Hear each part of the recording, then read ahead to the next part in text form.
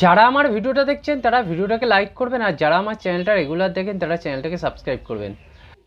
আজকের AIFF under 15 junior tournament ছিল, যেখানে Mohammedan sporting versus United sports club মুখোমুখি হয়েছিল। সেখানে মোহামেডান 3-1 গোলে হেরে যায়। প্রথমেই ইউনাইটেড স্পোর্টসের হয়ে ফার্স্ট হাফের ইনজুরি টাইমে গোলটা করে রাজদীপ পাল, এবং সেকেন্ড হাফে মোহামেডান সমতায় ফেরায় নিজেদের দলকে অতনু আচারিয়ার গোলে, ও 66 মিনিটে গোলটা করে মোহামেডানকে সমতায় ফেরায়।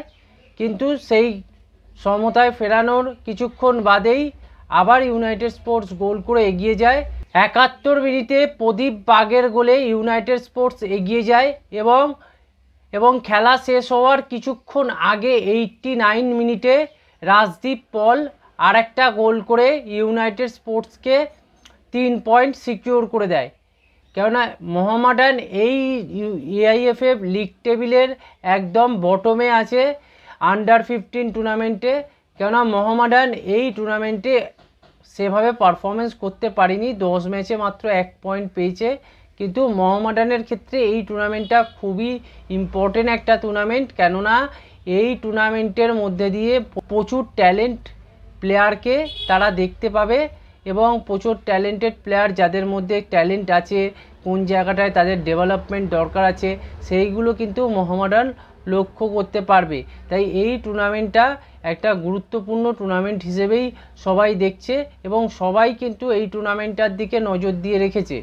বিশেষ করে মোহামেডান, মোহনবাগান, ইস্টবেঙ্গল, যতগুলো বড় বড় ক্লাব আছে সবাই কিন্তু এই ধরনের টুর্নামেন্টটাকে গুরুত্ব দিচ্ছে। যদি এখান থেকে এই প্লেয়ারদের নিয়ে যদি পরবর্তীকালে একটা ডেভেলপ করা যায় এবং এদেরকে যদি ভালো করা যায়, তাহলে ইন্ডিয়ান ফুটবলের জন্যও ভালো হবে, এবং যার ক্লাবে যেই ক্লাবে খেলছে সেই ক্লাবের জন্য একটা খুব ভালো হবে।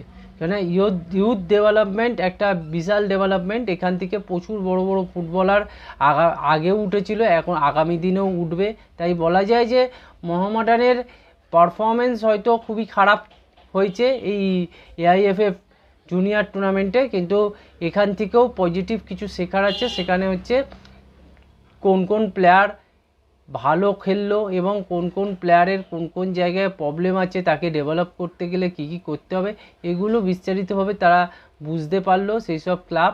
তারপরে তার উপরে যদি কাজ করা যায়, হয়তো সেই প্লেয়ারটা আগামী দিনে অনেক ভালো হয়ে উঠতে পারে এবং মোহামেডান সিনিয়র দলেও আসতে পারে।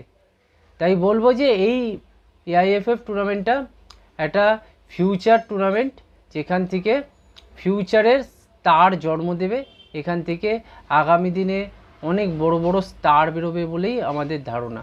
এই ছিল আজকের ভিডিও। আপনারা চ্যানেলটাকে সাবস্ক্রাইব করুন, ভিডিওটাকে লাইক করুন, ভিডিওটাকে শেয়ার করুন।